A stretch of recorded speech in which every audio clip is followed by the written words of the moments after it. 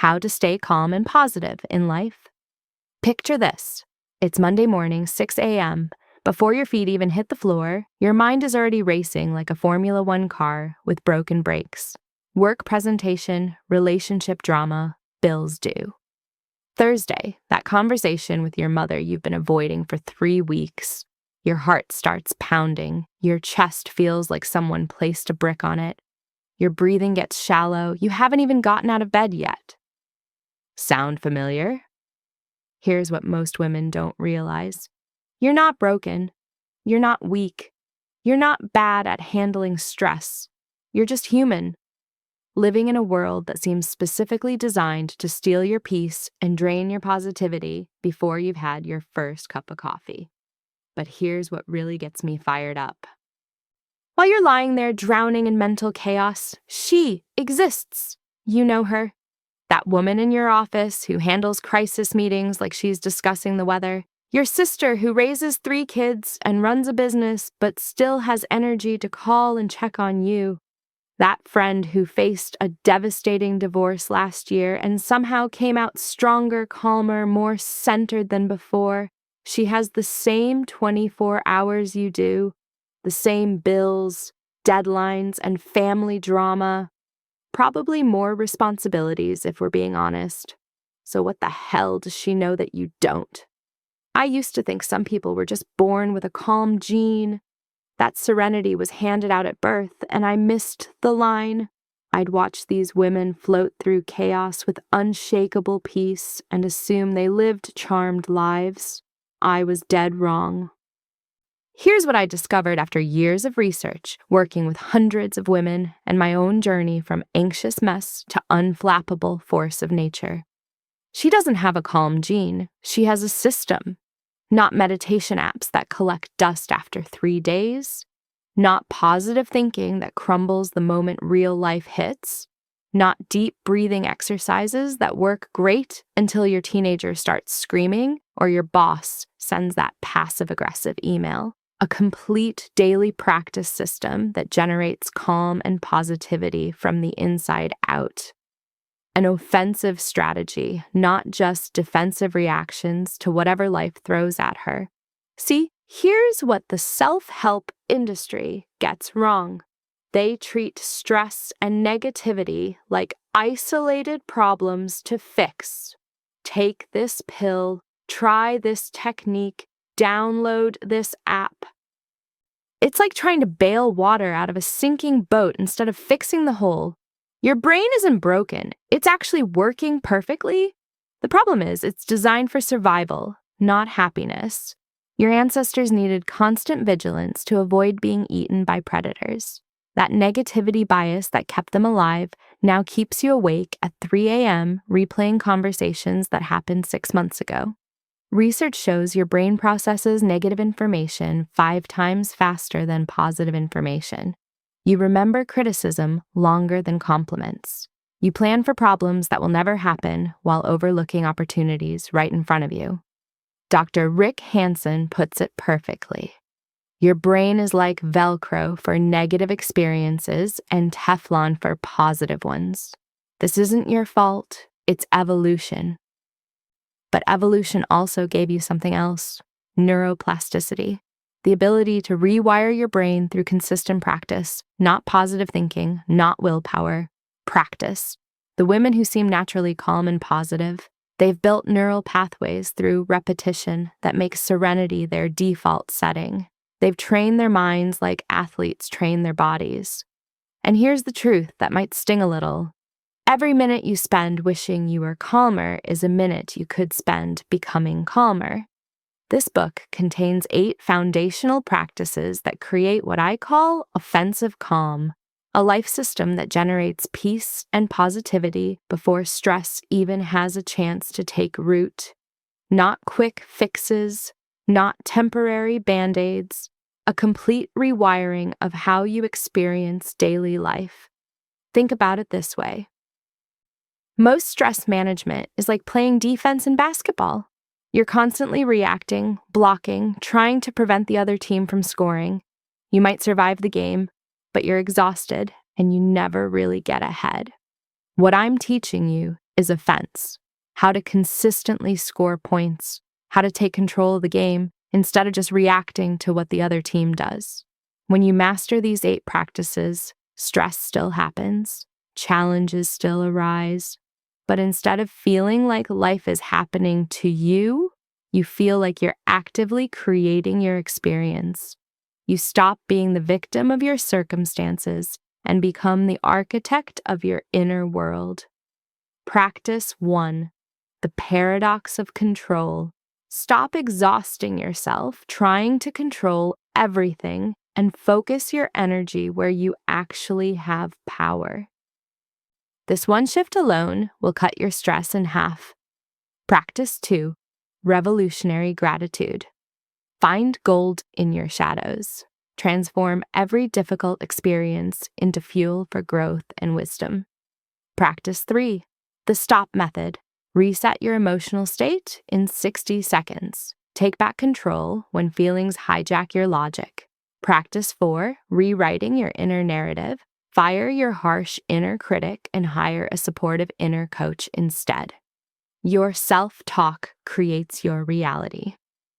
Practice 5, present moment living plus letting go. Stop living in mental time travel. All your power exists right now, and accessing it requires releasing what you can't control. Practice 6, forgiveness plus boundaries. Free yourself from resentment while protecting yourself from future violations. You need both. Practice 7, daily practice integration, micro habits that compound into macro change. Start with 2-minute practices that become natural parts of your routine. Practice 8, becoming the new you, integration and identity shift. When these practices become who you are, not just what you do. But here's what makes this different from every other self-help approach you've tried. Those practices are designed for real women living real lives, not monks in monasteries or life coaches with perfect Instagram feeds. You don't need an hour of meditation. You don't need a perfectly organized schedule. You don't need to completely overhaul your life or wait until everything is ready. You need systems that work when your kid is having a meltdown in Target, when your boss sends 17 urgent emails before 9 a.m., when your mother calls with unsolicited opinions about your life choices, when your relationship hits a rough patch and you can't see a clear way forward. That's when these practices prove their worth. I've seen women transform their entire emotional experience using these tools. Sarah, the perfectionist marketing director who used to have panic attacks before presentations, now leads meetings with unshakable confidence.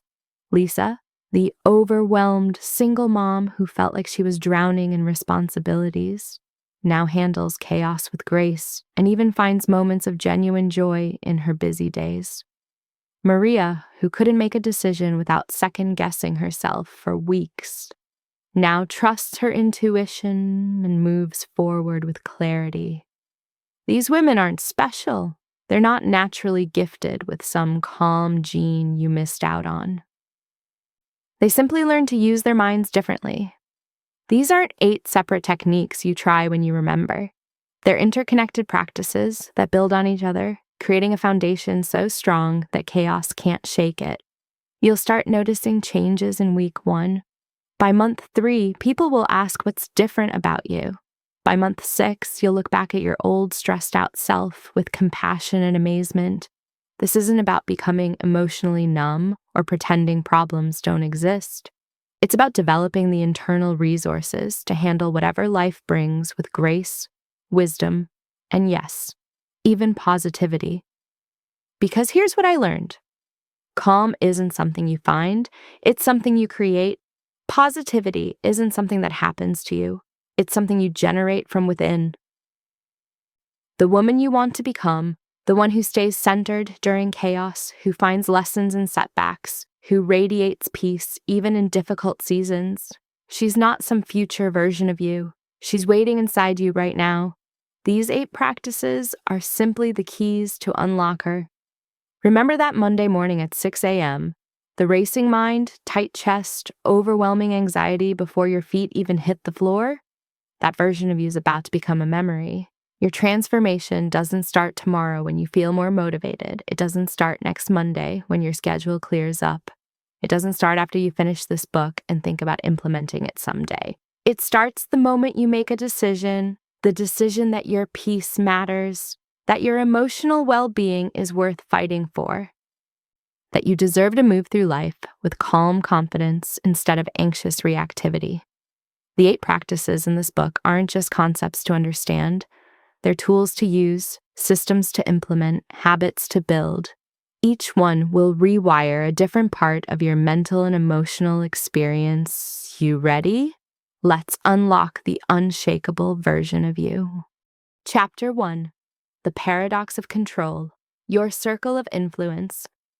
You're gripping the steering wheel so tight your knuckles are white. Traffic is at a complete standstill on the highway. You have exactly 17 minutes to get to the most important meeting of your career. Your heart is racing, your jaw is clenched. You're mentally rehearsing apologies, calculating alternate routes that don't exist, and feeling your entire professional reputation crumble because some idiot probably rear-ended someone 3 miles ahead. Here's the plot twist that's going to change everything. The harder you try to control everything in your life, the more out of control you actually feel. I know it sounds backwards. Stick with me. Most women spend their entire lives trying to be the director of a movie where they're only meant to be the main character. You exhaust yourself trying to control your job, your relationships, other people's opinions, the weather, traffic, the economy, your teenager's attitude, and even your own thoughts and emotions. But here's the brutal truth that no one wants to tell you. The more energy you pour into controlling the uncontrollable, the more stressed, anxious, and overwhelmed you become. Think about the last time you were stuck in traffic. You probably felt your blood pressure rising, gripped the steering wheel tighter, maybe honked your horn or frantically switched lanes. But did any of that actually make traffic move faster? Of course not. You just made yourself miserable while sitting in the exact same traffic jam. Now imagine a different scenario, same traffic, but instead of fighting it, you take a deep breath and think, this is completely outside my control. I can use this time to listen to that podcast I've been meaning to catch up on, or practice some breathing exercises, or just enjoy a few minutes of rare quiet in my day. Same traffic, completely different experience. This is the paradox of control in action. True calmness doesn't come from controlling every detail of your life.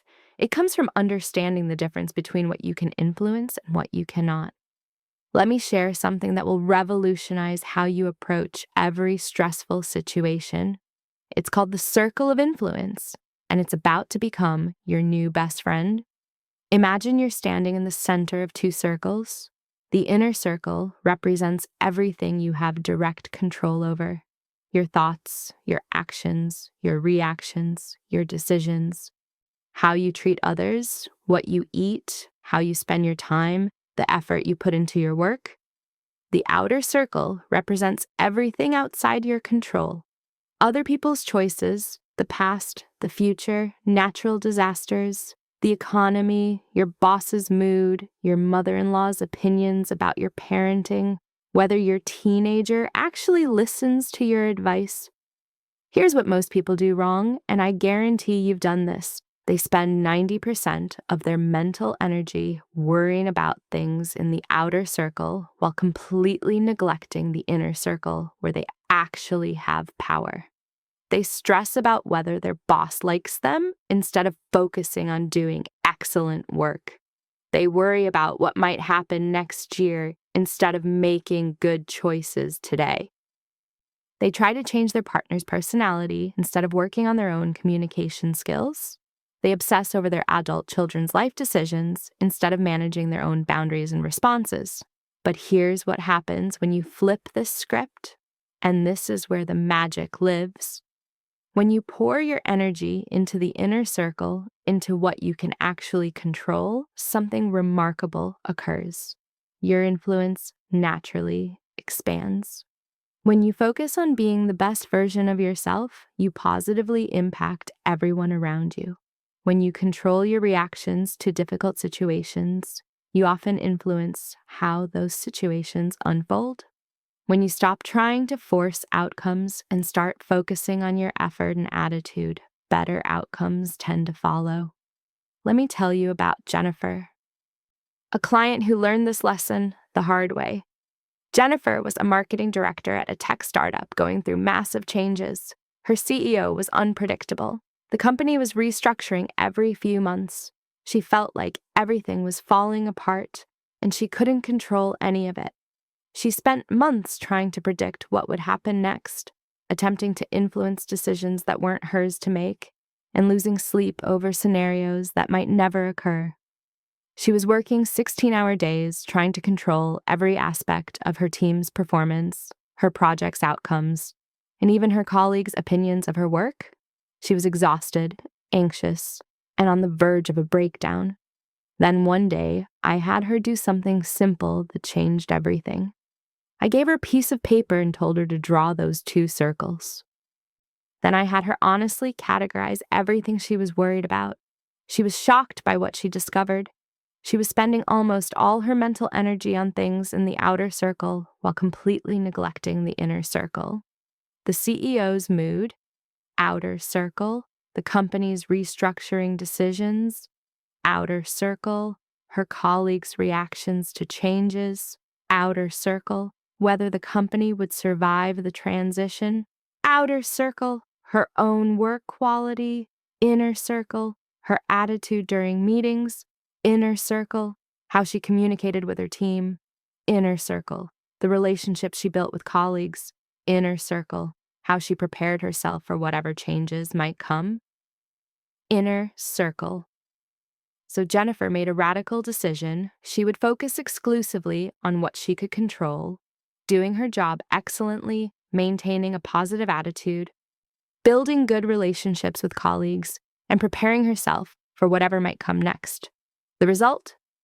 Within 3 months, she was promoted to director of marketing. But here's the beautiful part. The promotion wasn't even the best outcome.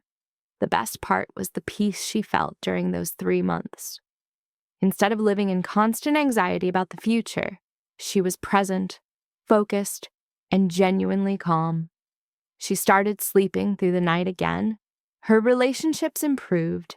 She actually enjoyed going to work. This principle applies to every area of your life. In relationships, you can't control whether someone loves you back, but you can control how lovingly you treat them. You can't control your teenager's choices, but you can control your responses to those choices. You can't make your mother stop giving unsolicited advice, but you can control how much of it you internalize. In your career, you can't control whether you get promoted, but you can control the quality of work you produce. You can't control office politics, but you can control your integrity and professionalism. You can't control economic downturns, but you can control how you prepare for uncertainty. In your health, you can't control your genetics, but you can control your daily habits. You can't control aging, but you can control how you take care of your body today. You can't prevent every illness, but you can control the choices that support your immune system and overall wellness. The beautiful thing about this approach is that it's incredibly liberating.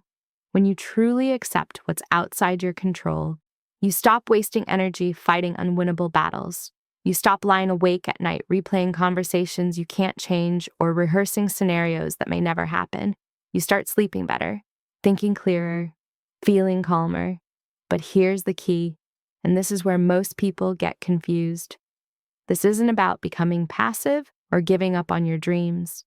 It's about channeling your energy where it can actually make a difference. It's about becoming strategically calm instead of randomly reactive.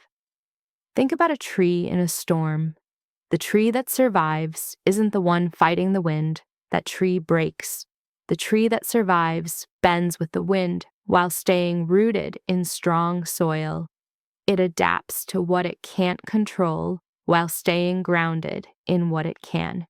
Your circle of influence is your strong soil. The deeper your roots go there, the more you can bend without breaking.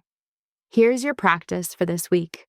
Every morning, before you check your phone or dive into your to-do list, Spend 5 minutes doing what I call the circle check. Draw 2 circles on a piece of paper in a notebook.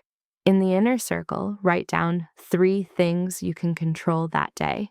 In the outer circle, write down 3 things that are stressing you but are completely outside your influence. This simple exercise does something powerful. It immediately separates your real work from your mental noise. Your real work lives in that inner circle. Everything else is just commentary. Maybe your inner circle contains my preparation for the client meeting, how attentively I listen to my daughter after school, and whether I go to bed at a reasonable hour tonight. Maybe your outer circle contains whether the client likes our proposal, my teenager's attitude about chores, and the traffic on my way to work. See the difference? One list contains your actual assignments for the day. The other contains things that will happen however they're going to happen, regardless of how much mental energy you waste on them. Every evening, reflect on how you did. Did you focus your energy where you had actual influence? When did you get pulled into trying to control the uncontrollable? What would you do differently tomorrow? And here's the advanced practice that will change your life. When you catch yourself stressed about something, immediately ask, is this in my inner circle or outer circle? If it's outer circle, take a deep breath and redirect your attention to what you can influence in the situation. For example, if you're worried about your boss's reaction to your project, that's outer circle. But how well you prepare your presentation, how clearly you communicate your ideas, and how professionally you handle questions, that's all inner circle. The women who seem naturally calm and unflappable, they've mastered this fundamental distinction. They've learned that peace doesn't come from getting life to cooperate with their plans.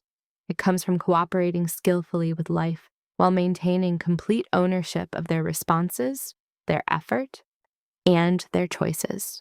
The circle of influence isn't just a stress management technique, it's a complete reorientation toward life.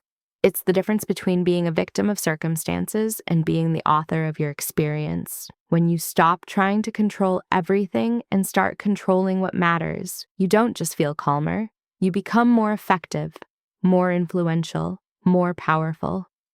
Because real power isn't about controlling outcomes, it's about controlling yourself, and that, my friend, is always within your circle of influence.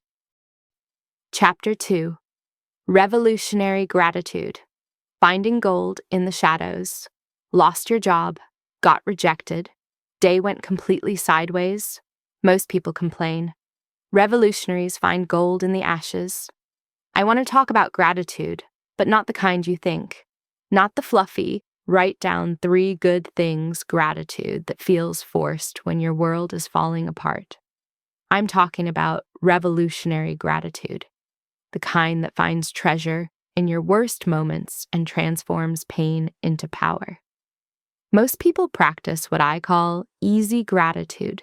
They're thankful for their morning coffee, sunny days, and text messages from friends. That's nice. That's a good start. But it's not going to create the unshakable positivity we're after. Revolutionary gratitude is different. It's about finding value in the shadows. It's about looking at your failures, rejections, and heartbreaks, and asking, what gold is hidden here? This isn't toxic positivity. This isn't pretending everything happens for a reason or that bad things are actually good. This is strategic perspective shifting that transforms how you experience every difficult moment in your life. Let me tell you about Sarah's story.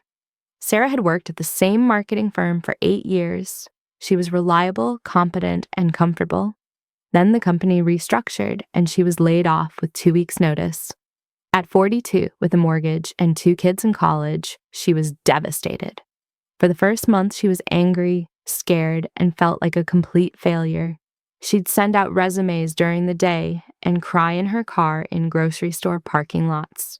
She kept thinking, this shouldn't have happened to me. I worked so hard. I was loyal. This isn't fair. She was right. It wasn't fair, but fair wasn't going to pay her bills or restore her confidence. Then something shifted. Instead of just focusing on what she'd lost, Sarah started asking different questions. What can I be grateful for in this situation? It sounds crazy, right? Being grateful for getting fired? But here's what she discovered. Being unemployed gave her the first real break she'd had in over a decade. She realized she'd been working at a job that slowly drained her soul, staying only because it felt safe and predictable.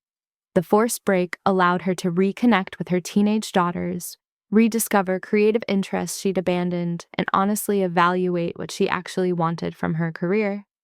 6 months later, Sarah launched her own marketing consultancy, focusing on helping small businesses tell their stories. 2 years after that, she was earning more than she ever had as an employee and working with clients she genuinely enjoyed.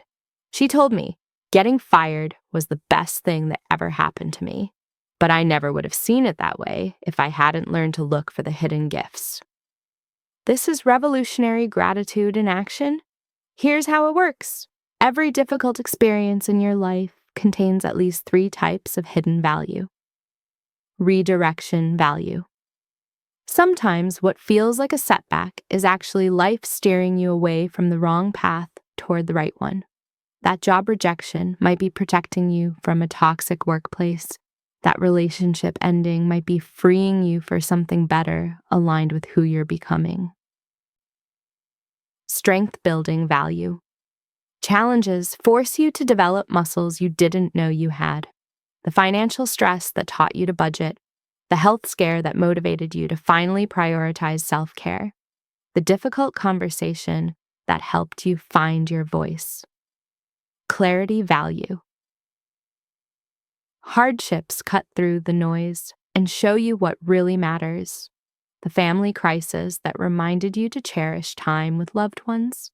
The career setback that clarified your actual values. The loss that taught you to appreciate what you still have.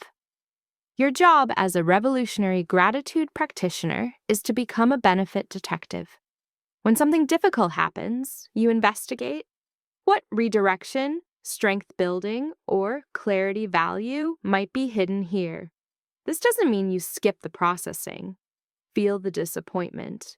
Acknowledge the loss. Cry if you need to cry, but don't stop there. Don't let the story end with, "This sucks and I'm a victim."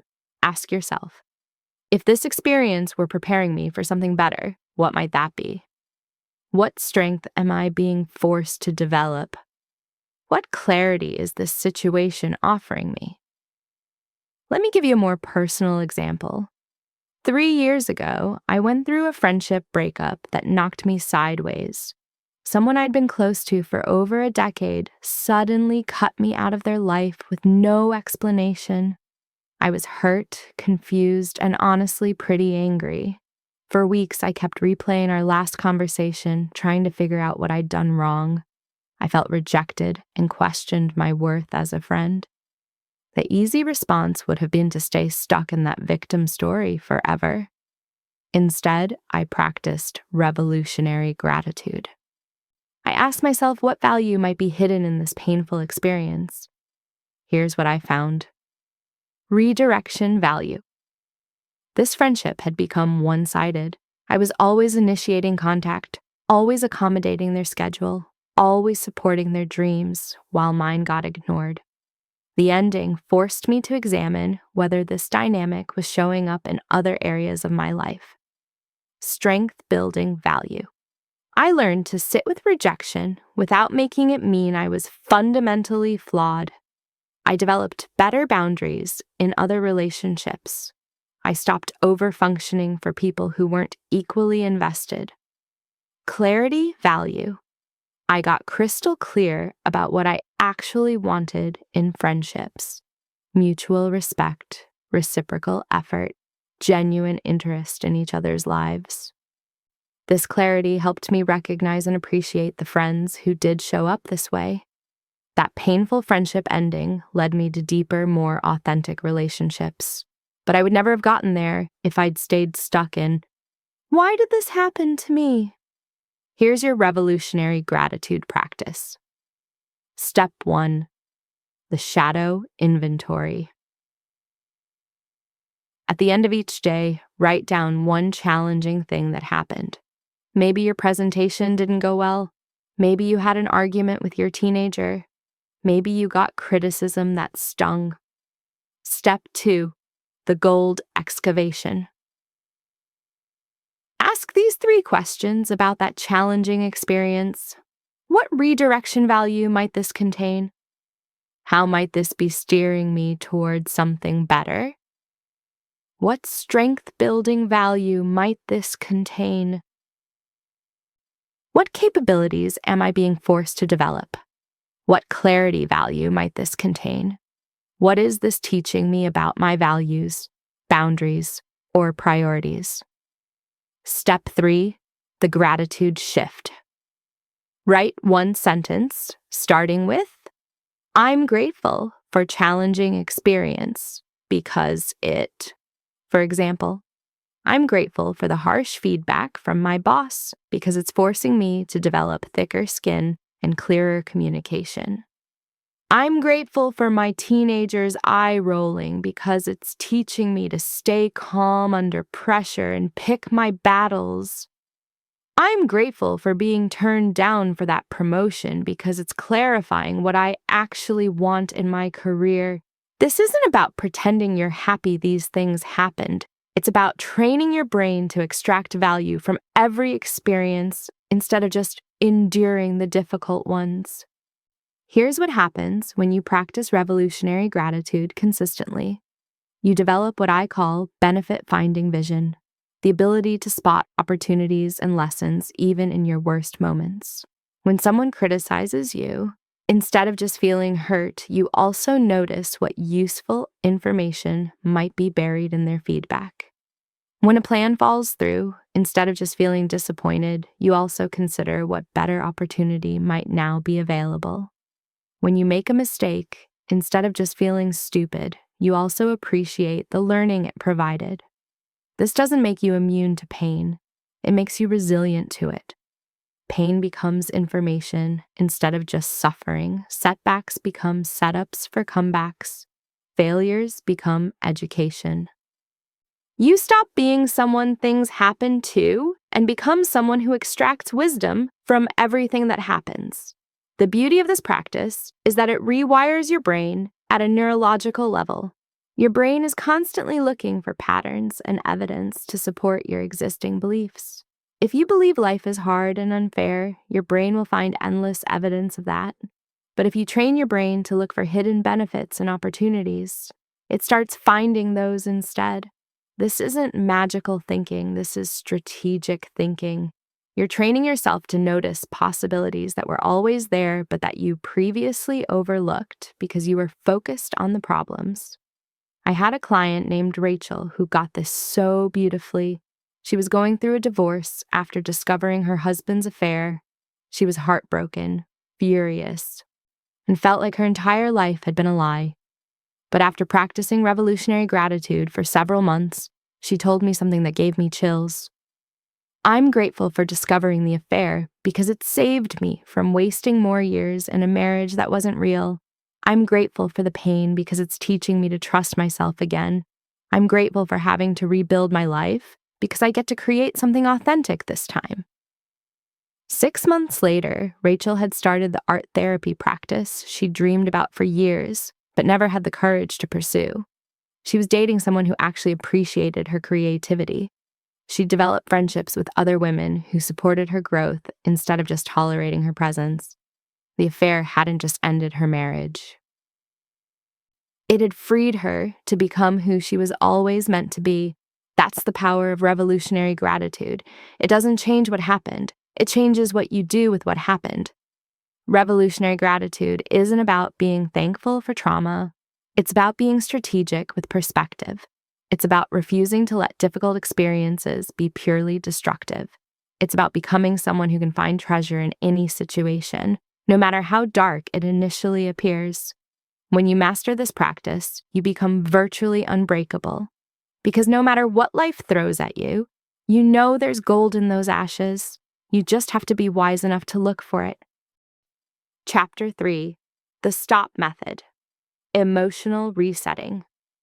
In 60 seconds, your colleague just criticized your presentation in front of the entire team. Your boss sends you a passive-aggressive email marked urgent. Your teenager rolls their eyes and storms out when you ask them to clean their room. Your emotions hijack your brain in 0.25 seconds. Your heart races. Your face flushes. Your mind goes blank or starts spinning with angry comebacks. Here's how to get control back in 60 seconds. Most women think emotions are something that happens to them. I got angry. I became overwhelmed. I felt triggered. Like emotions are weather systems that blow in without warning and take over completely. But here's the truth that changes everything. You are not your emotions. You are the observer of your emotions. Think of it this way. When you're watching a movie, you might feel scared during a thriller or sad during a drama, but you never forget you're sitting in a theater watching a screen. You don't become the movie. You experience it. Your emotions work the same way. They're temporary experiences passing through your consciousness, not permanent states of being. The problem is most people get so caught up in the emotion that they forget they're the one watching it. This shift from being your emotions to observing your emotions is the foundation of what I call the stop method. And it's about to become your secret weapon for staying calm in any situation. Here's what happens in your brain when someone triggers you. Your amygdala, the alarm system in your brain, detects a threat and floods your system with stress hormones. This happens in milliseconds. Before your rational mind even knows what's going on, your heart rate spikes, your breathing becomes shallow, your muscles tense for fight or flight. This response was perfect when our ancestors faced actual physical dangers. But when your threat is a snippy email from your boss, the same system makes you want to either explode or hide under your desk. The good news? You have exactly 90 seconds between the initial trigger and when that emotional wave naturally begins to recede. Research from Harvard brain scientist Dr. Jill Bolte Taylor shows that the physiological lifespan of an emotion is 90 seconds. After that, if you're still feeling angry or upset, it's because you're re-triggering the emotion with your thoughts. This is where the stop method comes in.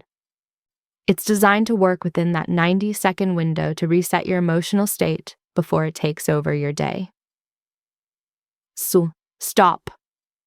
The moment you notice you're getting triggered, say, stop, either out loud or in your mind. This breaks the momentum of the emotional spiral and creates a pause between stimulus and response.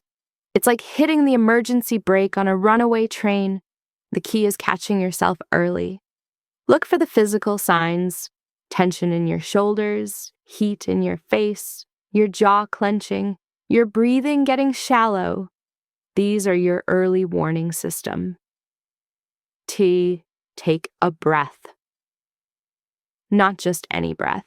A specific breathing pattern that activates your parasympathetic nervous system, your body's natural calming response. Breathe in slowly through your nose for 4 counts. Hold for 4 counts. Exhale through your mouth for 6 counts. Repeat this pattern 2 to 3 times. The longer exhale is crucial because it stimulates the vagus nerve, which signals your brain to shift from fight or flight mode to rest and digest mode. This isn't woo-woo, it's basic neuroscience. Oh, observe. Now you look at your emotion with curiosity instead of judgment. Instead of thinking, I shouldn't feel this way or this is terrible, try, isn't it interesting that I'm feeling frustrated right now? I wonder what triggered this. Name the emotion specifically. Not I feel bad, but I feel embarrassed, or I feel disappointed, or I feel overwhelmed. Dr. Dan Siegel calls this name it to tame it because labeling emotions reduces their intensity by engaging your prefrontal cortex. Ask yourself, what is this emotion trying to tell me? Maybe your anger is signaling that a boundary was crossed. Maybe your anxiety is alerting you to something that needs attention. Emotions are information, not instructions. proceed with intention. Now that you've created space between yourself and the emotion, you can choose your response instead of just reacting automatically. Ask yourself, what would be the most helpful response in this situation? How do I want to show up right now? What would my wisest, calmest self do? This doesn't mean you have to be fake positive or pretend everything is fine. It means you respond from a place of choice rather than compulsion. Let me tell you about how this saved Jessica from what could have been a career-ending moment. Jessica was in a high-stakes client presentation when the CEO of the client company started attacking her proposal. Not constructive criticism, personal attacks. This is amateur work. Did you even research our industry? I'm questioning whether your firm is qualified for this project. Jessica felt her face burning and her chest tightening. Her first instinct was to defend herself aggressively or shut down completely. Instead, she used stop. Stop. She internally said, stop, and took a micro pause. Take a breath. She took one deep breath while maintaining eye contact. Observa. She noticed she felt embarrassed and defensive, but also recognized that the CEO's reaction was disproportionate and probably not really about her presentation. Proceed. She responded with calm professionalism. I can see this isn't resonating with you. Help me understand specifically what you'd like to see different, and I'll adjust accordingly. The result? The CEO's aggression deflated immediately. He gave her specific feedback. She made the adjustments in real time. They won the contract. Jessica told me later, if I had reacted defensively or shut down, that relationship would have been over. Stop saved my reputation and my company's biggest client. The beauty of stop is that you can use it anywhere, anytime. When your mother-in-law makes a passive-aggressive comment about your parenting, when you're stuck in traffic and running late, when your partner starts an argument right before bed, when social media makes you feel inadequate. Here's how to practice. Start with low-stakes situations. Don't wait for a major crisis to try this technique. Practice when you're mildly annoyed at a slow cashier or slightly frustrated with a technology glitch. The more you use stop in small moments, the more available it becomes during big ones. Create physical anchors. Some women touch their wedding ring during the stop phase. Others press their feet firmly into the ground. Find a subtle physical gesture that helps you pause and reset. Prepare your go-to phrases. Have ready responses for common triggers.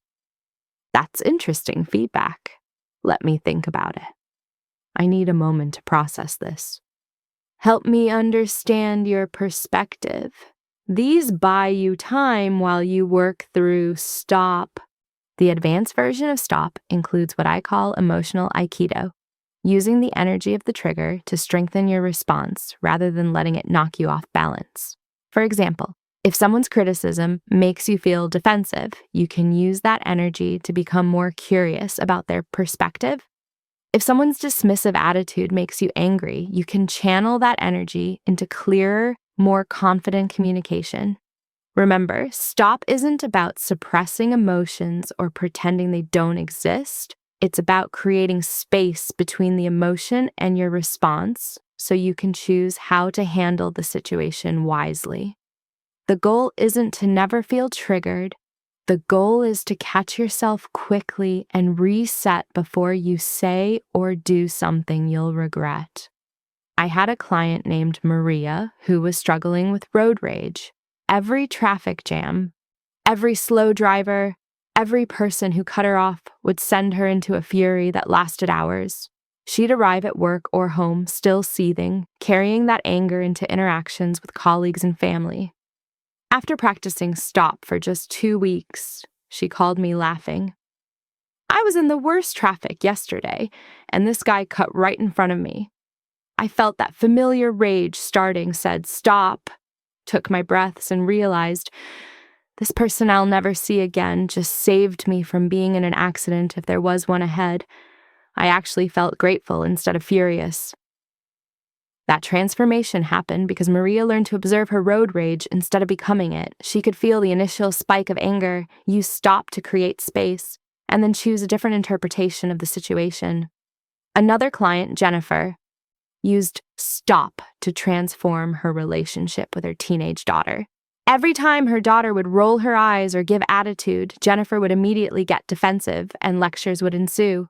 Both of them would end up frustrated, and the issues never got resolved. Once Jennifer started using stop, everything changed. When her daughter's attitude triggered her, she'd pause, breathe, observe that she felt disrespected, and then proceed with curiosity instead of defensiveness. I notice you seem frustrated. What's going on? This approach opened actual conversations instead of power struggles. That's the power of the stop method. It doesn't eliminate difficult emotions, but it prevents them from hijacking your entire day or damaging your relationships. You still feel what you feel, but you don't become what you feel. When you master stop, you develop what I call emotional intelligence in real time. You can feel angry without acting angry, feel hurt without becoming defensive, feel overwhelmed without becoming paralyzed. You become someone who can handle whatever emotions arise with grace and wisdom.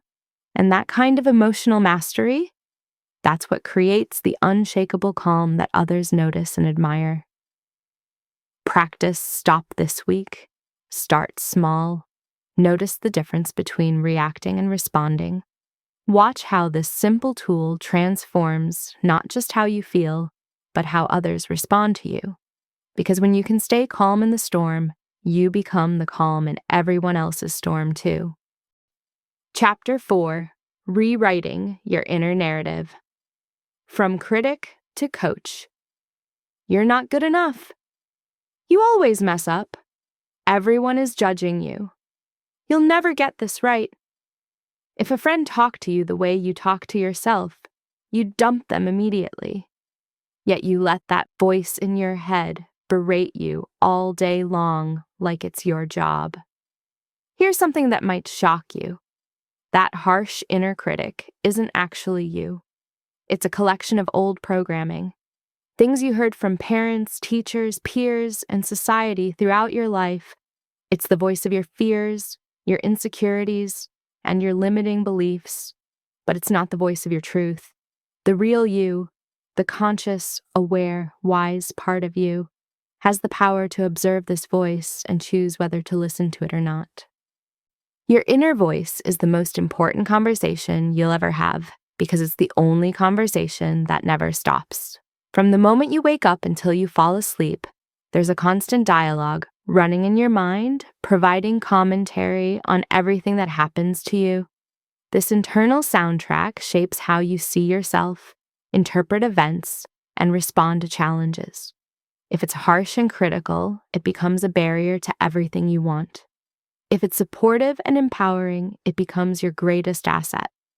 Most women don't even realize they have a choice about this inner dialogue because it's so deeply ingrained. It's like having a smoke alarm with a dying battery. The constant negative beeping becomes background noise until you consciously tune in and realize how destructive it is. Let me tell you about David, a talented graphic designer who came to me because he was struggling with chronic anxiety and imposter syndrome. David had been freelancing successfully for several years, but he lived in constant fear that his clients would discover he was a fraud who didn't really know what he was doing. When a client asked for revisions, his inner voice said, "See, you're terrible at this. They hate your work." When he landed a new project, his inner voice said, "You just got lucky. They'll figure out you're not as good as they think." When he made a small mistake, his inner voice said, "You always screw things up. You're going to lose this client." I asked David to spend a week simply noticing and writing down his self-talk. He was shocked by what he discovered. His inner voice was far more critical and negative than he would ever be to another person. He realized he was essentially bullying himself all day long. The first step in rewriting your inner narrative is becoming aware of the current story. Most people are so used to their inner critic that they don't even notice it anymore. For the next few days, I want you to pay attention to your self-talk, especially in challenging moments. When something goes wrong, what does your inner voice say? When you're facing a new challenge, what story does it tell you about your chances of success? When you look in the mirror, what commentary does it provide? Don't try to change anything yet. Just notice. Awareness is the first step to transformation. Once you become aware of your current inner story, you can begin to challenge it. Most negative self-talk is based on distorted thinking patterns that wouldn't hold up under scrutiny. For example, if your inner voice says, "I always mess things up," ask yourself, is this really true? Can I think of times when I handled things well?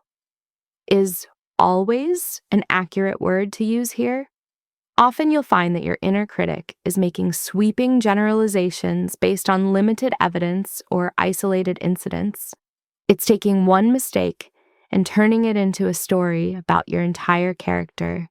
It's taking one rejection and making it mean that you're fundamentally flawed. But here's the beautiful thing. Once you recognize these distorted thought patterns, you can start to rewrite them. Instead of "I always mess things up," you might say, "I made a mistake, and that's how I learn and improve." Instead of "I'm not smart enough," you might say, "I'm learning and growing every day." Instead of "Everyone is judging me," you might say, "Most people are too busy with their own lives to judge me, and those who do judge me are revealing more about themselves than about me." David started practicing this reframing technique consistently. When his inner critic said, "Your work isn't good enough," he would respond with, "My work is continuously improving, and my clients choose to work with me because they value what I create." When the voice said, "You're going to lose this client," he would counter with, "I'm going to focus on doing my best work and communicating clearly with my client." The transformation was remarkable. Within a few months, David's anxiety decreased significantly. His confidence increased, and his business actually grew because he was no longer sabotaging himself with self-doubt. But rewriting your inner narrative goes beyond just challenging negative thoughts. It's also about consciously choosing to focus on empowering stories about yourself and your life. Instead of seeing yourself as a victim of circumstances, you can choose to see yourself as someone who learns and grows from every experience. Instead of focusing on your weaknesses, you can choose to focus on your strengths and how you're developing them.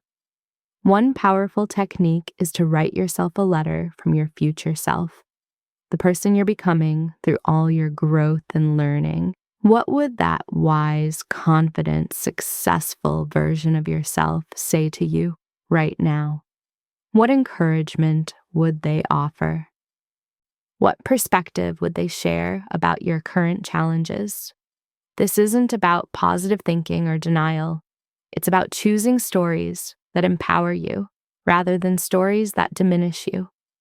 I worked with a client named Lisa who was going through a career transition in her late 30s. She'd spent 15 years in corporate finance, but felt called to become a therapist. Her inner critic was having a field day. "You're too old to start over. You'll never make enough money. You're being irresponsible. People will think you're having a midlife crisis." We worked on rewriting these stories.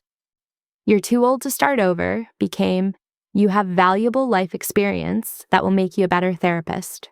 "You'll never make enough money" became, "You're investing in meaningful work that aligns with your values." "You're being irresponsible" became, "You're being brave enough to pursue your authentic path." 2 years later, Lisa had completed her master's degree and was building a thriving private practice. She told me, "The external challenges of career change were nothing compared to overcoming my own inner critic. Once I learned to be my own cheerleader instead of my own worst enemy, everything became possible." Here are the key strategies for rewriting your inner narrative. Catch and challenge. Notice negative self-talk and question its accuracy. Is this thought helpful? Is it true? What evidence supports or contradicts it? Reframe with compassion. Replace harsh self-criticism with the kind of encouragement you'd give a good friend facing the same situation. Focus on growth. Instead of fixed statements about who you are, use growth-oriented language about who you're becoming. I'm not good at this yet, instead of I'm not good at this. Practice gratitude for yourself. Regularly acknowledge your efforts, progress, and positive qualities. Keep a daily list of things you appreciate about yourself. Create empowering affirmations. Develop positive statements that resonate with your goals and values. I am capable of learning anything I commit to. I deserve success and happiness. Every challenge makes me stronger and wiser. Visualize your best self. Regularly, imagine yourself handling situations with confidence, wisdom, and grace. This mental rehearsal helps your brain accept new possibilities. Another powerful technique is what I call the best friend test. When you catch yourself in negative self-talk, ask, would I say this to my best friend if she were in my situation? If the answer is no, then you know you need to adjust your inner dialogue. Your environment also plays a role in shaping your inner voice.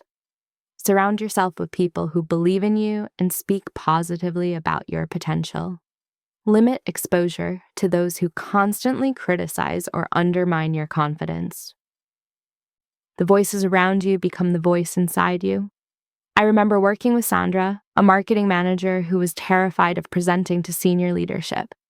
Every time she had to give a presentation, her inner critic would start weeks in advance. You're going to humiliate yourself. They'll see you don't belong here. You're going to freeze up and look stupid. We worked on rewriting this narrative systematically. Sandra learned to challenge these predictions by reviewing her track record. She had never actually humiliated herself in a presentation, and she had valuable insights to share. She started telling herself a new story. I have important information to share. I've prepared thoroughly. I belong in this room because I earned my place here. The transformation was profound. 6 months later, Sandra was voluntarily presenting new initiatives to the executive team. Her inner coach had become stronger than her inner critic. The inner voice that once criticized and doubted can become your greatest ally and supporter. It can become the voice that encourages you to take healthy risks, reminds you of your strengths during difficult times, and helps you learn and grow from every experience. Remember, you are the author of your own story. The narrative playing in your head right now isn't the only possible version of events. You can choose to write a story where you're the hero of your own life, someone who faces challenges with courage, learns from setbacks, and continues growing into the person you're meant to be. When your inner voice becomes your ally rather than your enemy, you'll find it much easier to stay calm, focused, and positive no matter what life throws your way. Because the person who believes in you most should be you. Start today. Listen to that voice in your head with new awareness. Challenge the critic, empower the coach, rewrite the story. Your future self is waiting for you to believe in her. Chapter 5, Present Moment Living Plus, The Art of Letting Go. You're physically at your daughter's soccer game, but mentally rehearsing tomorrow's presentation while replaying yesterday's argument with your partner. Your body is on the sidelines cheering, but your mind is everywhere except where life is actually happening. Here's a question that might sting. Where do you spend most of your mental time? If you're like most women, you're either reliving the past or rehearsing the future, but you're rarely fully present in the only moment that actually exists, right now. Think about it. How much mental energy do you spend replaying conversations from yesterday, rehashing old mistakes, or dwelling on things you wish you'd done differently? How much brain space goes to worrying about tomorrow's meeting, next month's bills, or what might happen if various scenarios play out. Meanwhile, life is happening right now. Your children are growing up right now. Opportunities are presenting themselves right now. Beauty is surrounding you right now. Joy is available right now. But if your mind is stuck in yesterday or racing toward tomorrow, you're missing all of it. This isn't just philosophical fluff. This has profound implications for your emotional well-being. Anxiety is almost always about the future, about things that haven't happened yet and may never happen. Depression is often about the past, about losses, regrets, and things that can't be changed. But peace, calm, contentment, they exist only in the present moment. Let me tell you about Jennifer, a client who was constantly stressed about her teenage daughter. Jennifer would lie awake at night worrying about whether her daughter would get into a good college, whether she was making good choices, whether she was prepared for the challenges of adulthood. During one of our sessions, I asked Jennifer, "How is your relationship with your daughter right now, in this moment?" She paused and said, "Actually, it's really good. We had a great conversation over breakfast this morning. She's been more open lately, and I can see she's growing into a wonderful young woman." "So the problem isn't what's happening now," I said. "The problem is what might happen later." Jennifer realized she was so busy worrying about future scenarios that she was missing the opportunity to enjoy and strengthen her relationship with her daughter in the present. This is what I call time travel syndrome, the habit of mentally leaving the present moment to visit either the past or the future. The irony is devastating. The more time you spend worrying about the future, the less present you are to create the future you actually want. Present moment living isn't about being passive or ignoring planning and goal setting. It's about recognizing that all of your power exists in the present. You can't change the past from the past. You can only change your relationship to it from the present. You can't live in the future. You can only prepare for it from the present. Here's a simple but transformative practice that will anchor you in the present moment.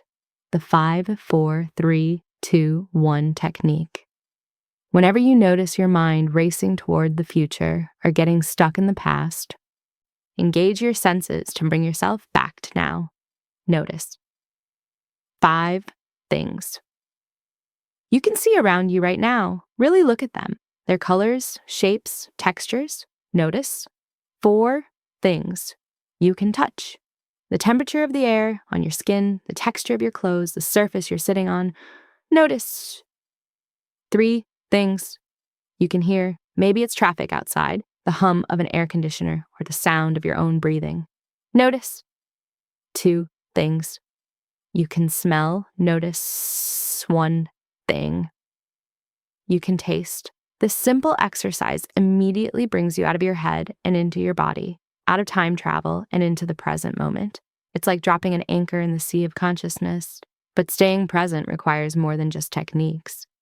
It requires letting go of the things that pull you out of the moment, and this is where most people struggle. Letting go isn't about giving up or becoming passive. It's about releasing your attachment to outcomes while remaining fully engaged in the process. It's the difference between rowing your boat down the river while fighting the current versus rowing your boat down the river while working with the current. Most people resist letting go because they confuse it with not caring or surrendering their power, but the opposite is true. When you let go of what you can't control, you free up enormous amounts of energy to focus on what you can influence. Let me share a story that illustrates this perfectly. Several years ago, I was working on a project that was extremely important to me. I'd invested months of time, significant financial resources, and tremendous emotional energy into making it successful. As the deadline approached, it became clear that despite my best efforts, the project wasn't going to work out as I'd envisioned. My first reaction was to fight harder. I worked longer hours, spent more money, and became increasingly stressed and anxious as I tried to force the outcome I wanted. The harder I fought, the worse things seemed to get. I was so attached to my original vision that I couldn't see alternative possibilities that might actually be better. Finally, in a moment of exhaustion and clarity, I made a decision that felt terrifying but also liberating. I let go. I released my attachment to the specific outcome I'd been fighting for and opened myself to whatever was meant to unfold. This didn't mean I stopped working on the project, but I stopped trying to control every detail of how it would turn out. Within days of making this mental shift, new opportunities began to appear that I hadn't noticed before because I'd been so focused on forcing my original plan. The project evolved in a direction I never could have imagined, and the final result was actually better than what I'd originally envisioned. That experience taught me that letting go isn't about giving up on your dreams.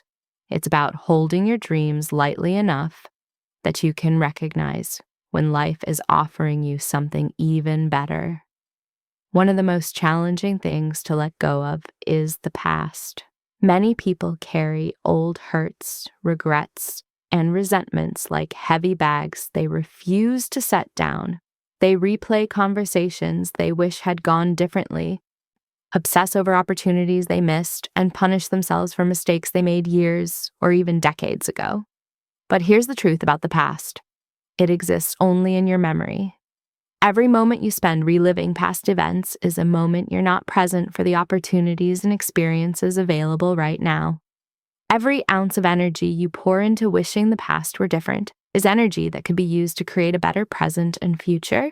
Letting go of the past doesn't mean forgetting important lessons or pretending difficult things didn't happen.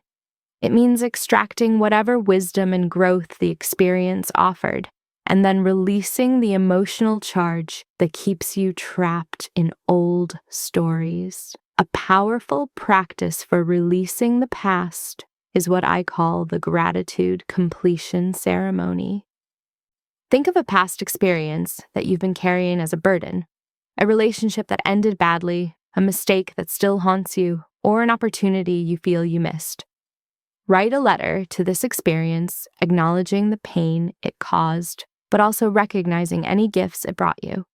Maybe a difficult relationship taught you valuable lessons about boundaries. Maybe a professional failure redirected you towards something better suited to your talents. Maybe a health challenge helped you appreciate your body and prioritize self-care. End the letter by thanking the experience for whatever it taught you and then ceremonially release it. You might burn the letter, bury it in your garden, or simply tear it up and throw it away. The physical act of release helps your subconscious mind understand that you're truly letting go. Equally challenging is letting go of anxiety about the future. Your mind constantly generates scenarios about what might happen, most of which never actually occur. This mental time travel into imaginary futures robs you of peace and presence while providing no real benefit.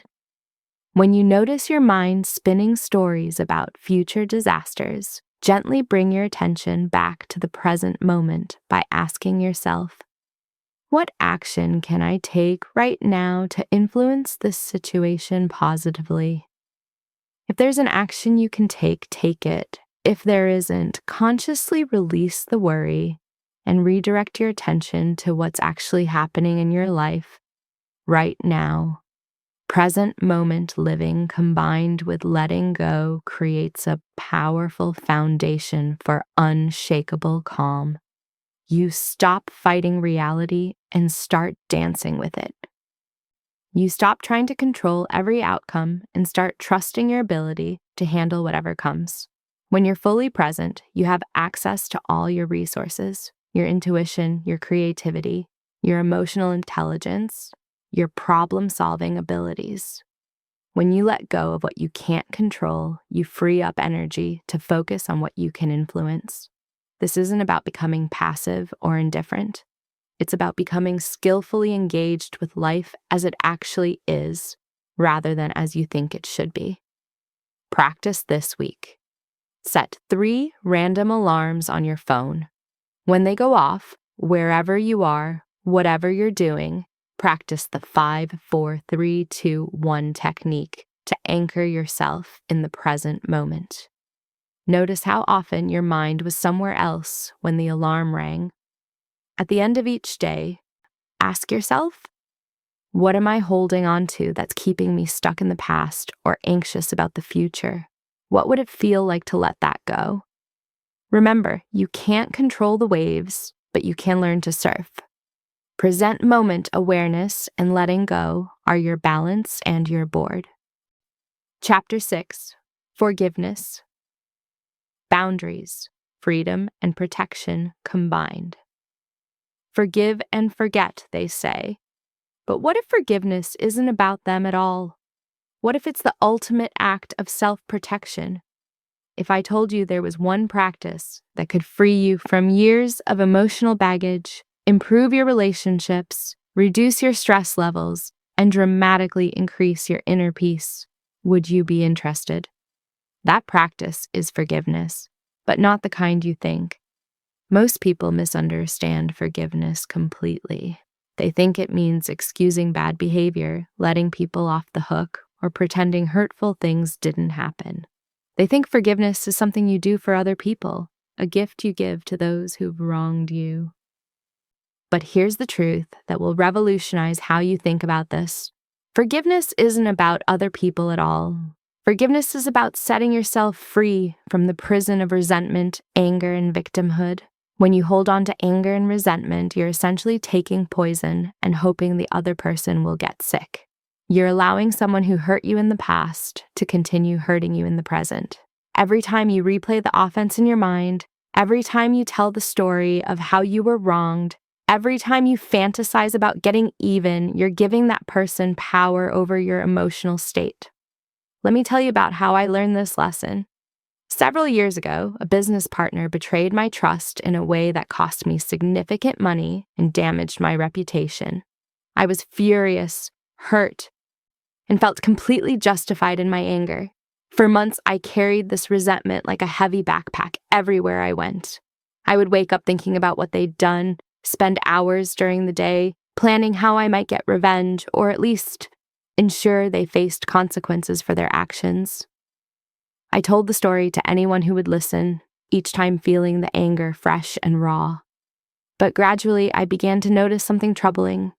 My business partners seemed to be moving on with their life just fine, while I was stuck in a constant state of anger and stress. They were sleeping peacefully while I was lying awake, replaying scenarios of confrontation. They were focusing on their future while I was trapped in the past. I realized that my resentment wasn't hurting them at all. It was only hurting me. I was the one paying the price for their mistake, not just financially, but emotionally and physically. That's when I made a decision that felt counterintuitive, but changed everything.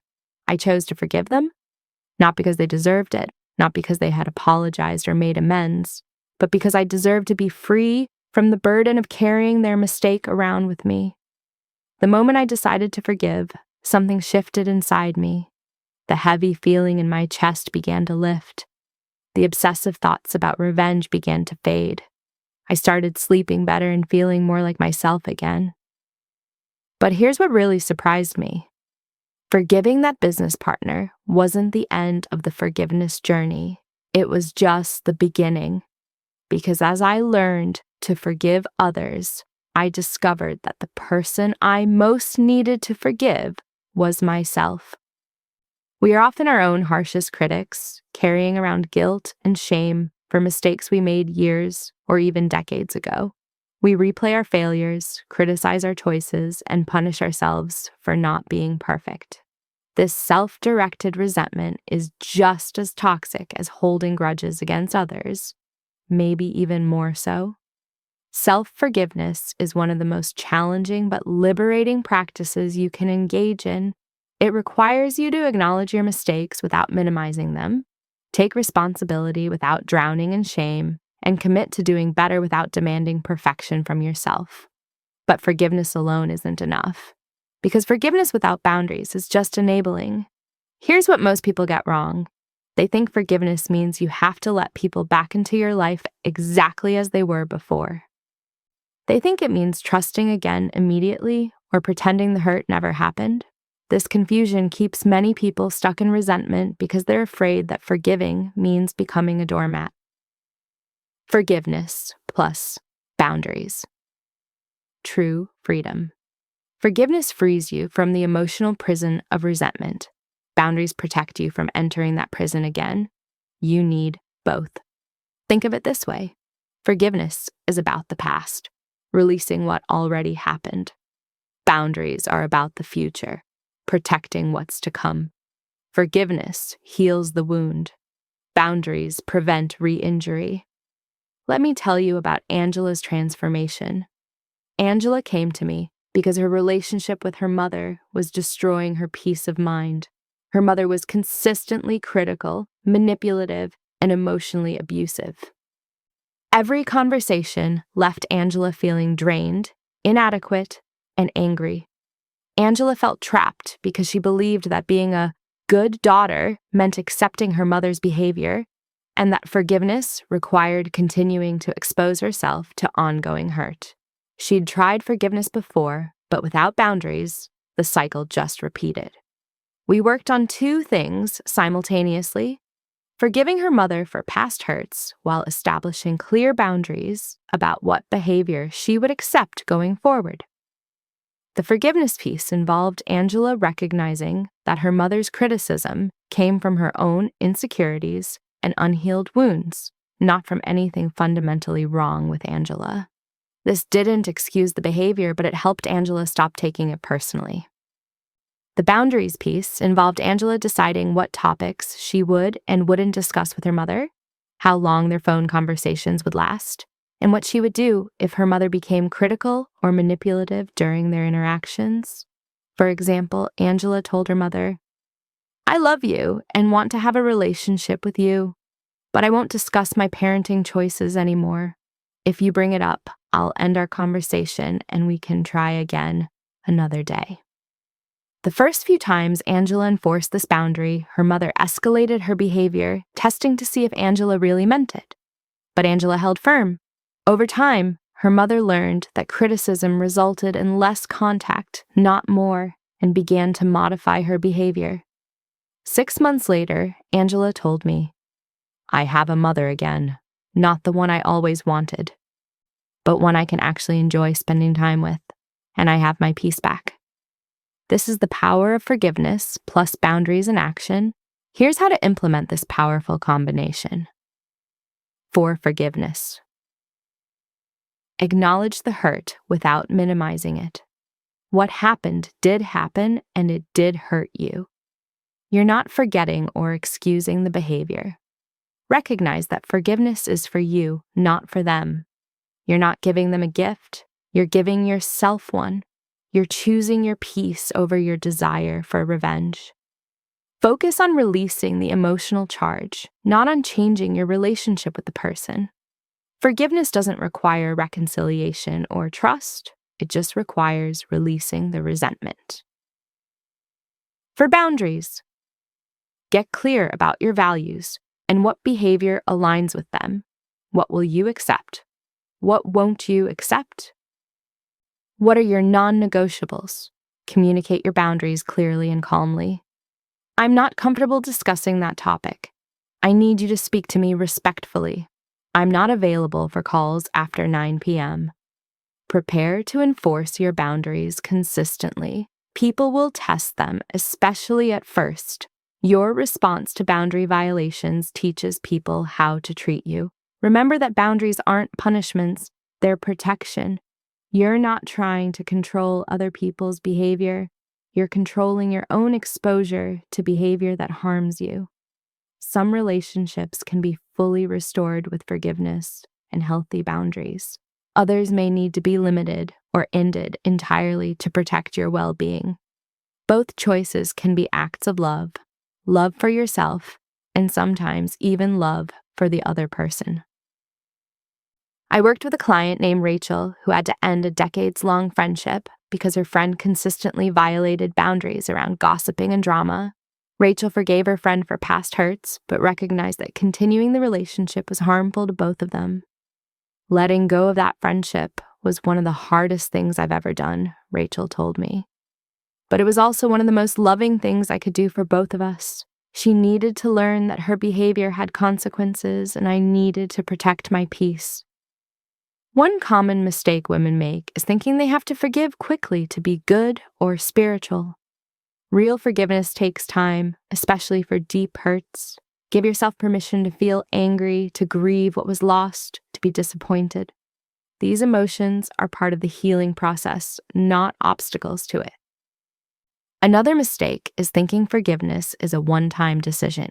For significant hurts, you might need to choose forgiveness repeatedly as memories surface or anniversaries trigger old pain. This doesn't mean your forgiveness didn't work. It means you're human. Self-forgiveness deserves special attention because women are often particularly brutal with themselves. You might forgive others relatively easily, but continue punishing yourself for past mistakes years later. Practice talking to yourself the way you would talk to a beloved friend who made the same mistake. When you master the combination of forgiveness and boundaries, you become truly free. Free from the burden of resentment and free from the fear of being hurt again. You can love people without letting them damage you. You can have compassion without being a victim. This doesn't happen overnight. Forgiveness is a process, not a single event, and boundary setting is a skill that improves with practice. Be patient with yourself as you learn. Start small, choose one person or situation where you're holding resentment. Practice forgiving them for your own freedom. Then ask yourself, what boundaries would protect me from being hurt this way again? Your peace is worth protecting. Your emotional well-being matters. You can forgive the past and guard your future simultaneously. That's not just wisdom, that's power. Chapter 7, The Daily Practice System, Micro Habits that Create Macro Change. You want to meditate for an hour, exercise for 90 minutes, journal for 30 minutes, and completely overhaul your diet. Day 1, motivated. Day 3, overwhelmed. Day 7, back to old patterns. Feeling like a failure once again. Sound familiar? Here's what most women get wrong about creating lasting change. They try to transform everything at once, leading to burnout and the crushing feeling that they're bad at sticking to things. But what if I told you that the secret to unshakable calm and positivity isn't about massive overhauls or perfect routines?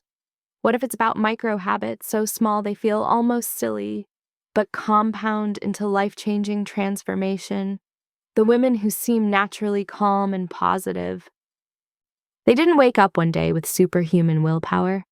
They built systems of tiny, consistent actions that gradually rewired their brains for peace and resilience. This is the power of what I call the daily practice system. Not one perfect routine, but a collection of micro habits that work together to create the life you want. Let me tell you about Katie, a working mother of 2 who came to me because she felt like she was drowning in chaos every single day. Her mornings were a disaster of forgotten lunches, screaming kids, and frantic rushing. She'd arrive at work already exhausted and spend the day reactive and overwhelmed. Katie had tried morning routines before. She'd attempted to wake up at 5 a.m. to meditate, exercise, journal, and prepare healthy breakfast for the family. It lasted exactly 4 days before she gave up in frustration. I'm just not a morning person, she told me. I can't do those perfect routines like other people. But Katie wasn't failing because she lacked discipline. She was failing because she was trying to change too much too fast. Her brain couldn't handle the radical shift from chaos to perfection overnight. Instead, we started with one tiny change: drinking a full glass of water before doing anything else in the morning. That's it. Not meditation, not exercise, not journaling, just water. This habit was so small it felt almost ridiculous. It took less than 2 minutes and required no special equipment or preparation. But it was also virtually impossible to skip. After 2 weeks of consistently drinking water first thing in the morning, Katie added another micro habit, taking 5 deep breaths before checking her phone. Again, this took less than a minute and piggybacked on something she was already going to do. Gradually, over 6 months, Katie built a morning routine that included hydration, breathing exercises, brief gratitude practice, and gentle movement. But she never would have sustained this routine if she tried to implement it all at once. Each micro habit built momentum for the next one.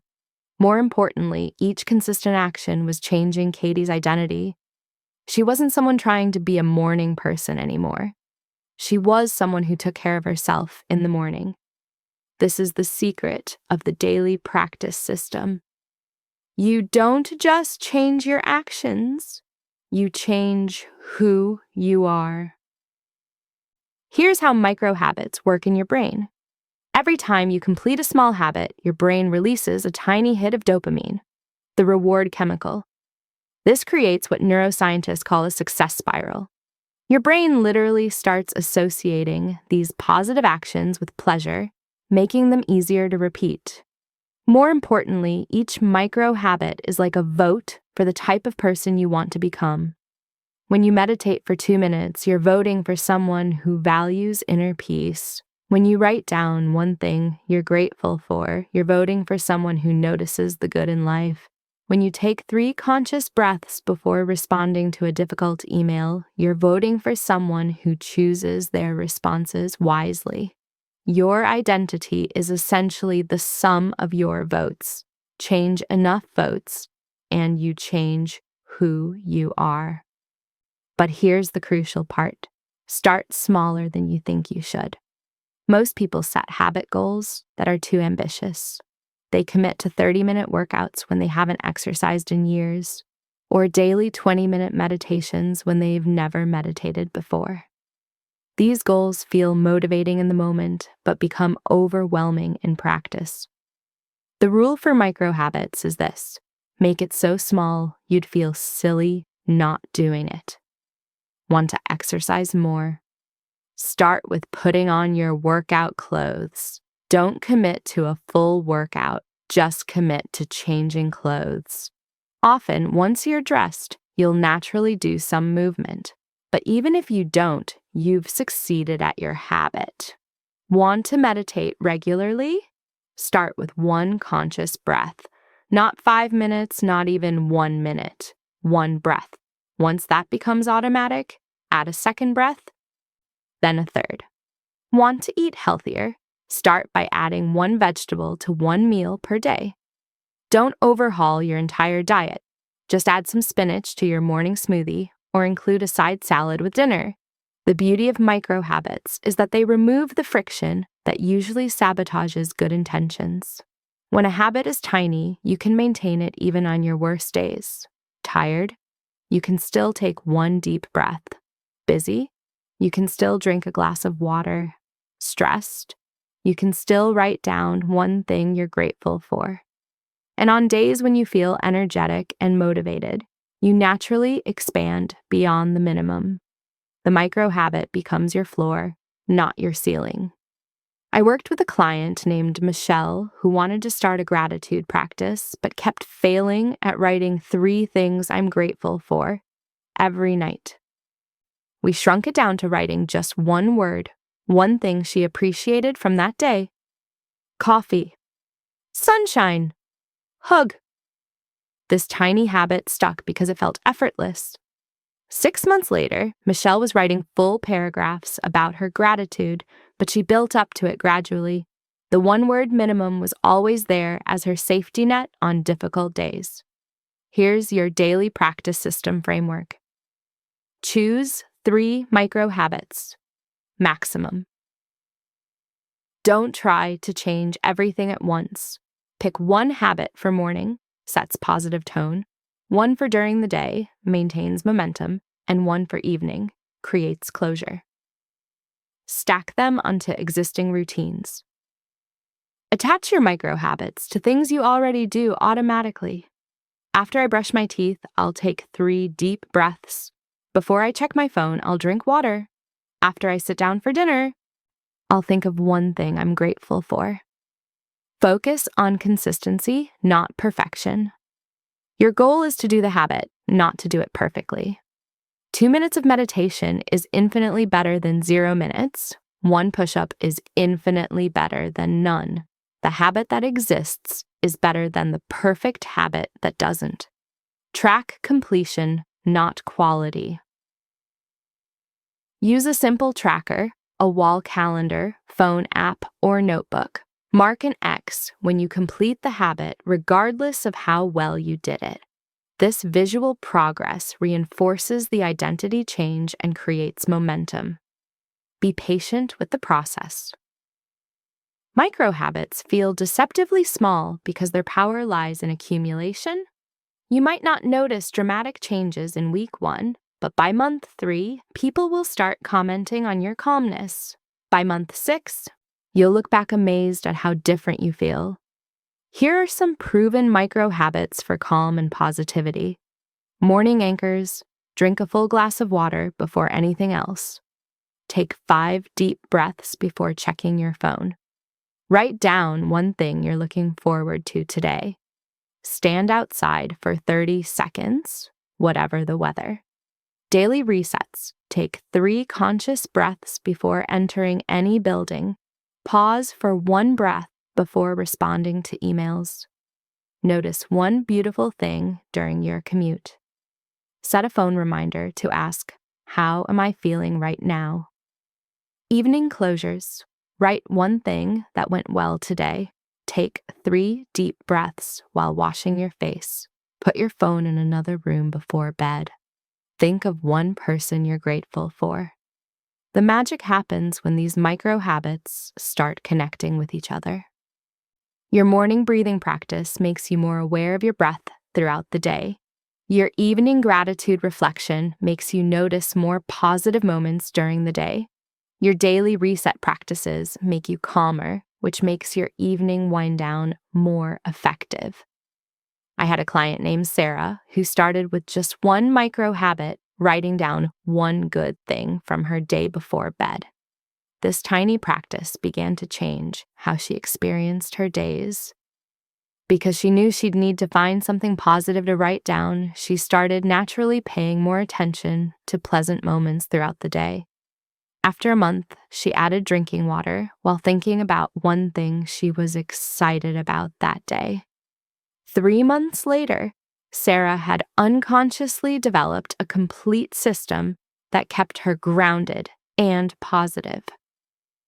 The daily practice system is also incredibly resilient because it's built on flexibility, not rigidity. If you miss a day, you simply return to your micro habits the next day. There's no elaborate routine to rebuild. Life will still throw curveballs. You'll still have difficult days. But when your foundation is built on micro habits that are almost impossible to skip, you maintain your center even during storms. Remember, the goal isn't to build the perfect routine. The goal is to become the type of person who consistently chooses calm and positivity, one tiny action at a time. Your micro habits are votes for the person you want to become, and every vote counts. Start this week. Choose one micro habit that feels almost too easy. Do it for 7 days. Notice how this small action starts to shift not just your day, but your sense of who you are. Because lasting change doesn't happen through willpower, it happens through identity, and your identity changes one micro habit at a time. Chapter 8: Integration. The new you? Remember Monday morning at 6 a.m.? The racing mind, tight chest, overwhelming anxiety before your feet even hit the floor? That version of you is about to become a memory. Let's take a moment to acknowledge how far you've traveled. 6 months ago, a difficult conversation would have sent you spiraling for hours. A work setback would have triggered days of self-doubt. Your teenager's attitude would have ruined your entire evening. Now, you still feel the initial emotional spike, but something is different. You have tools. You have perspective. You have a system that works. When someone criticizes your work, you use the stop method to pause, breathe, observe, and proceed with intention instead of defensiveness. When you catch yourself replaying past mistakes, you practice revolutionary gratitude to find the hidden gifts in difficult experiences. When worry about the future starts consuming your mental energy, you redirect your focus to your circle of influence. You're not perfect.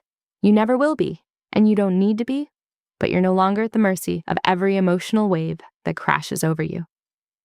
Your transformation. Timeline: weeks 1 to 2. learning the tools. At first, using these practices felt awkward and forced. You had to consciously remind yourself to check your circle of influence when stress hit. The stop method felt clunky during heated moments. Revolutionary gratitude seemed impossible when you were genuinely hurt. But you kept showing up. You kept practicing even when it felt unnatural. Month 1, building awareness. Something shifted. You started catching yourself earlier in emotional spirals. The voice in your head became less harsh as you practiced rewriting your inner narrative. Your micro habits began feeling automatic instead of effortful. You started sleeping better. Colleagues noticed you seemed calmer in meetings. Your family commented that you weren't as reactive to daily stresses. Months 2 to 3, integration begins. The practices started connecting with each other. Your morning gratitude reflection made you notice more positive moments during the day. Your forgiveness work freed up mental space that you filled with present moment awareness. Your boundaries protected the inner peace you were building. People began asking what was different about you. You seemed so centered, they'd say. What's your secret? Month 6, the new normal. You realized you weren't consciously using techniques anymore. You had become someone who naturally responds to challenges with curiosity instead of panic, someone who finds lessons in setbacks, someone who chooses her battles wisely and releases what she can't control. The calm confidence that you once admired in other women, it's yours now. Not because you copied their external behaviors, but because you built the internal systems that create genuine peace. Your daily practice. Overview. Morning, 5 minutes. You start each day with your circle of influence check, identifying 3 things within your control to focus on today. This single practice prevents you from scattering your energy on unwinnable battles and keeps you strategically calm from the start. Throughout the day, the stop method has become second nature during challenging moments. Revolutionary gratitude helps you reframe difficulties as they arise. Your inner narrative has shifted from critic to coach, supporting you instead of sabotaging you. Evening, 5 minutes. You end each day acknowledging what went well, what you learned, and what you're grateful for. This creates closure and prevents stress from accumulating overnight. Weekly. You review your boundaries and adjust as needed. You practice forgiveness for any resentments that have built up. You assess which micro habits are serving you and which need tweaking. Monthly. You step back to see the bigger picture of your growth. You celebrate how far you've come and identify areas for continued development.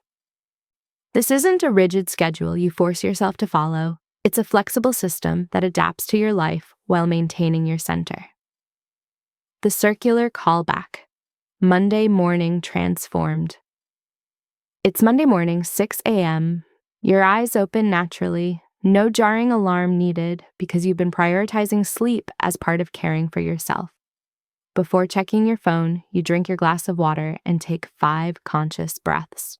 Your mind starts to engage with the day ahead, but instead of racing toward panic, it moves with purpose. Yes, you have that presentation today. Yes, there are challenges ahead, but you also have a system. You do your quick circle of influence check. What can I actually control today? Your preparation, your attitude, your responses. The rest, not your job. You think about one thing you're grateful for from yesterday. Maybe the encouraging text from your friend, or the moment when you chose patience over frustration with your teenager, or simply the fact that you slept well. You set an intention for how you want to show up today. Present, grounded, responsive rather than reactive. Your morning routine isn't elaborate or time-consuming, but it's consistent. These small rituals anchor you in calm before the day's demands begin. As you move through your day, challenges still arise. The presentation doesn't go exactly as planned. A colleague makes a passive-aggressive comment. Your mother calls with unsolicited advice about your life choices. But something has fundamentally changed in how you meet these moments. When the presentation hits a snag, you use stop to pause, breathe, and proceed with grace instead of panic. When your colleague's comment triggers irritation, you practice revolutionary gratitude by recognizing it's teaching you patience. When your mother offers unwanted advice, you maintain loving boundaries while releasing the need to change her. You're not suppressing emotions or pretending everything is fine. You're feeling everything fully while choosing your responses consciously. Your new reality. You sleep through the night because you're not carrying the day's stress into bed with you. You've learned to process and release instead of accumulate and obsess. You approach problems with curiosity instead of catastrophizing. When something goes wrong, your first thought isn't, why me, but what can I learn from this? You stop trying to control other people's reactions and focus entirely on your own choices. This shift alone has improved every relationship in your life. You've made peace with imperfection, both in yourself and others. You understand that growth is a process, not a destination, and you're gentler with yourself when you stumble. You trust yourself to handle whatever comes. Not because you think life will be easy, but because you know you have the tools to navigate whatever it brings. The woman who used to lie awake rehearsing worst-case scenarios, she's been replaced by someone who prepares thoughtfully for challenges while staying present to the joy and beauty available right now. This is your beginning. The practices in this book aren't just concepts to understand, they're tools to use for the rest of your life. Some days you'll use them skillfully. Other days you'll forget they exist until after you've already reacted. Both experiences are part of the journey. What matters isn't perfection. What matters is return. Every time you notice you've slipped into old patterns and consciously choose to return to these practices, you strengthen your capacity for calm and positivity. Your growth won't be linear. There will be days when old triggers catch you off guard, when stress temporarily overwhelms your system, when you react instead of respond. This doesn't mean you've failed or that the practices don't work. It means you're human. The difference is that now you have a way back. You know how to reset. You have tools that actually work, not just positive thinking platitudes or quick fixes that fall apart under pressure. 6 months from now, you'll look back at today and be amazed at how much more peace you've cultivated. A year from now, people who knew you before this transformation will marvel at the centered, confident woman you've become. But the real magic isn't in the destination, it's in the journey. Every day you choose to practice these tools, you're voting for the woman you want to be. Every moment you catch yourself and redirect toward calm and positivity, you're strengthening neural pathways that will serve you for life. You are no longer someone who seeks peace. You are someone who creates it. You are no longer someone who hopes for better days. You are someone who makes each day better through your choices. You are no longer someone who waits for external circumstances to improve before you can be happy. You are someone who generates happiness from within, regardless of what's happening around you. The calm, positive woman you admired from afar, she was never fundamentally different from you. She simply had tools and systems that you now possess too. This isn't the end of your growth. It's the beginning of living as the woman you were always meant to be, unshakable, wise, and beautifully, authentically calm. Welcome to the new you.